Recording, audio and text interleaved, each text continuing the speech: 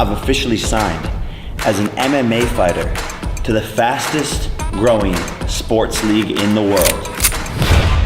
The PFL, baby. Boxing experts are absolutely losing it over Jake Paul after he dropped a bombshell about his boxing career. This time, everyone's up in arms because he announced his departure. Why, you ask? Simple. His reputation, already dangling by a thread after those glorified scripted matches he dared to call fights, has officially nosedived into the abyss. And now? No sponsor in their right mind wants anything to do with him. I've already disrupted boxing, and now it's time to disrupt MMA. I know this is such a tough sport, and it's not going to be easy. So, what's a man with no credibility and a hunger for money to do? Switch to MMA, of course. Why stick around in a sport where people actually expect skill when you can hop into PFL, a league still trying to find its footing, and cash in on lower standards? Jake's plan? And not to mention that these champions get $1 million when they win. Join the PFL, baby. Ride the MMA wave, collect a fat paycheck, and ruin a sport that hasn't even had the chance to fully establish itself yet.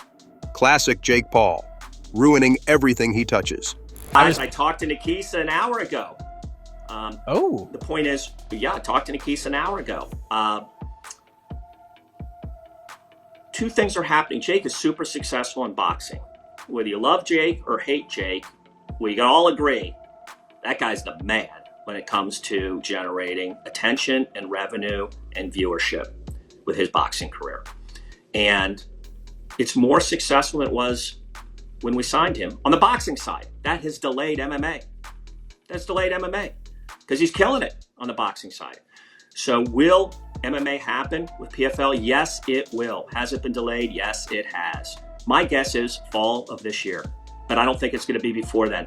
He's got so many things going on in boxing.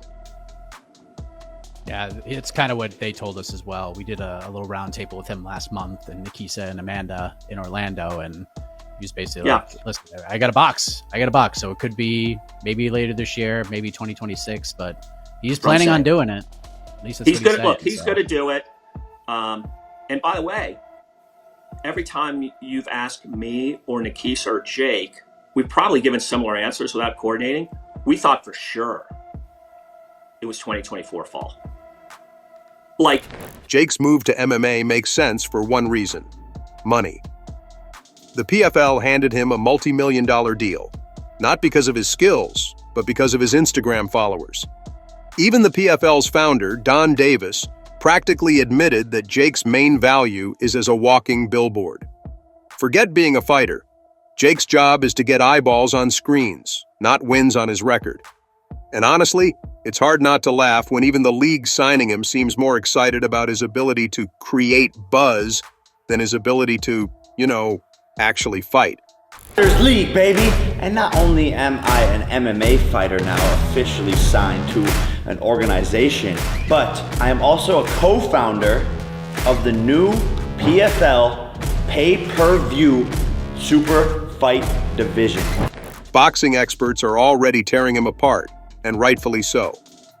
They're asking the obvious question: is Jake leaving because he can't hack it in boxing? The answer is as clear as his lack of footwork. Absolutely. By moving to MMA, he's sidestepping the heat.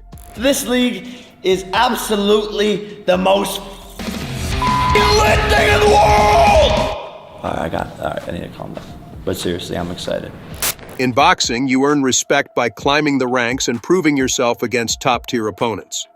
But Jake, he's always been more interested in playing the part than living it. MMA, with its lower expectations for crossover stars, is the perfect playground for Jake to keep pretending he's a real athlete while avoiding any serious competition. I'm going to use my platform to market PFL fighters and introduce them to my fans worldwide.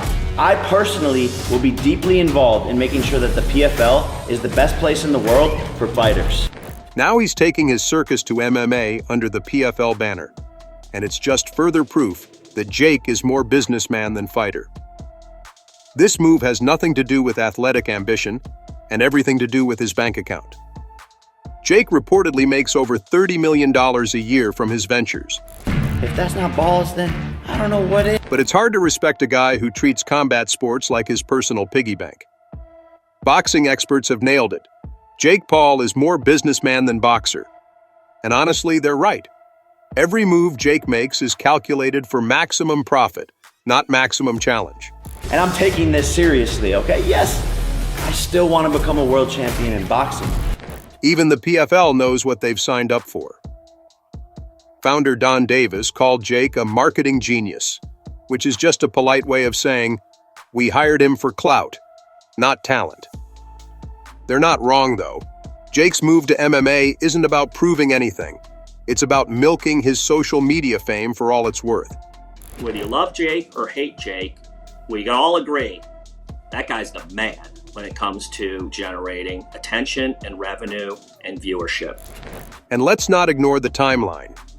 His debut was supposed to happen in 2024, but now it's been pushed to late 2025. Why? Jake claims it's because of his boxing commitments. But let's be real. There's nothing on his schedule except dodging ranked opponents and keeping his ego intact. Critics see it for what it is. Jake Paul running away from the mounting pressure in boxing and seeking refuge in a sport where the expectations are lower. When we signed him, on the boxing side, that has delayed MMA. That's delayed MMA. So will MMA happen with PFL? Yes, it will. Has it been delayed? Yes, it has. My guess is fall of this year. Let's break this down. The guy has been parading around like he's the savior of boxing, yet most of his fights have been against people who had no business putting on gloves. Tyron Woodley? Retired UFC guy, zero boxing credentials. Ben Askren? Couldn't outbox a toddler. Nate Robinson? A basketball player. Not a boxer, not even close. And let's not forget his one actual boxing match against Tommy Fury in 2023. The only time he stepped into the ring with someone who knew what they were doing, and he got exposed. Even fans are roasting him, saying he leaves boxing without ever fighting a boxer. I'm guessing his first MMA fight will be against a retired volleyball player, so now he's off to the Professional Fighters League, PFL, where he can peddle the same shtick to a new crowd. But his MMA debut isn't even happening until fall 2025. That's right, guys. He's got almost 2 years to prepare, which in Jake's world probably means filming hype videos and coming up with a new line of merch. The delay? Oh, he claims it's because of his ongoing boxing commitments. Commitments to what? Losing another fight? Experts aren't buying it. They see the real reason. Jake's running from the mounting pressure to face actual boxers. MMA offers him an escape hatch, where he can play the new guy card while dodging any real accountability. My advisor, Nakisa Badarian, is also joining as a co-founder of this new division for the PFL, and I'm pointing him the head of making everyone money. Jake Paul's entire boxing career has been like a bad prank that went on for far too long. For years, he's dodged real competition like a pro. Oh wait, scratch that, he's no pro. Critics have been calling him out for cherry-picking opponents so carefully it's like he's trying to pick a ripe avocado. Canelo Alvarez? Nope. A rematch with Anderson Silva? Dream on. But it matters. The opponent matters. Right? The opponent always matters. Jake is brilliant at picking opponents. So, of course it matters who the name and the opponent is. Instead of stepping up to fight actual boxers, Jake's out here handpicking people he knows he can beat. Or at least people who won't embarrass him too badly. And yet, the guy never stops running his mouth. Funny, isn't it? All that talk, and the only thing louder than Jake's trash talk is the sound of him running away from actual challenges. He disrupted boxing by being the first boxer to next never box a boxer. Now he will disrupt MMA by being the first MMA fighter to fight only retired professional football players. Boxing experts have had a field day roasting him. Jake talks big but refuses to face anyone with real credentials, is basically the tagline of his career at this point. The guy loves to act like he's some kind of revolutionary in the sport, but his actions scream cowardice louder than his YouTube thumbnails scream clickbait. This means the best fighters fight the best fighters every single year, which is better for you. I'm bringing you the best fights.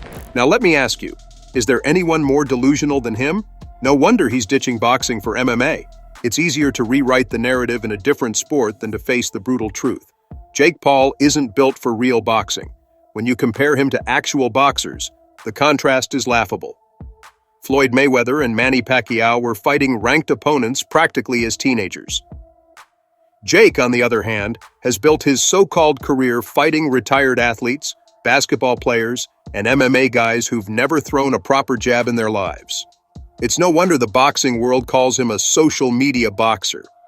The guy's career is more about Instagram followers than actual wins. Jake Paul isn't here for the grind, the sweat, or the glory. He's here to cash checks and post highlight reels. And let's be honest, he's not the savior of boxing. He's its punchline. I'm like, man, yeah, them dudes just using their YouTube status to come in boxing and make all this money. Now let's talk numbers because Jake loves to throw those around. Sure, $65 million in pay-per-view sales in 2023 sounds impressive, until you realize it's all smoke and mirrors. It's not the sport they're paying for, it's the circus. People aren't buying tickets to see a legitimate fighter. They're buying tickets to watch Jake's ego get punched in the face. And yet, after all that money and all those headlines, Jake has never faced a ranked professional boxer. Not one. Zero. The second boxing started demanding actual legitimacy. Jake decided to pack his bags and head to MMA. Coincidence? Please. You are a YouTuber. You ain't a boxer, mate. This guy never took a punch. He's never took one serious punch. Here's what he's took off Anderson Silva. And he's done this. What is that? If there's one fight that stripped away the illusion, it was his loss to Tommy Fury. That was a public unmasking. Fury exposed every hole in his game.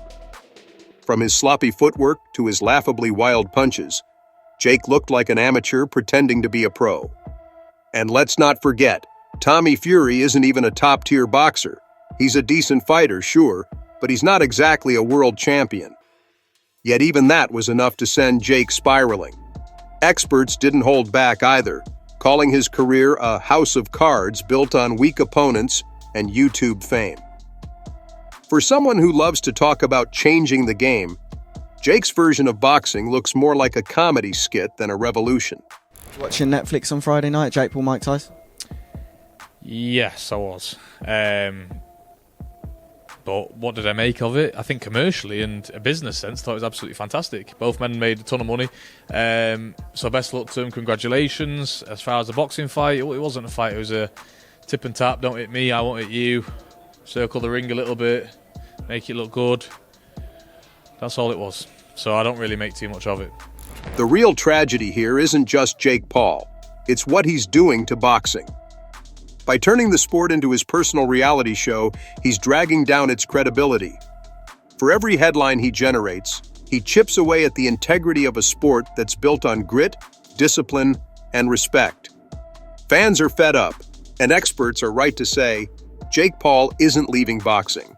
He's leaving the spotlight of real challenges. That's the legacy he's leaving behind. A trail of clickbait fights, overhyped pay-per-views, and a sport that's worse off for having entertained his antics.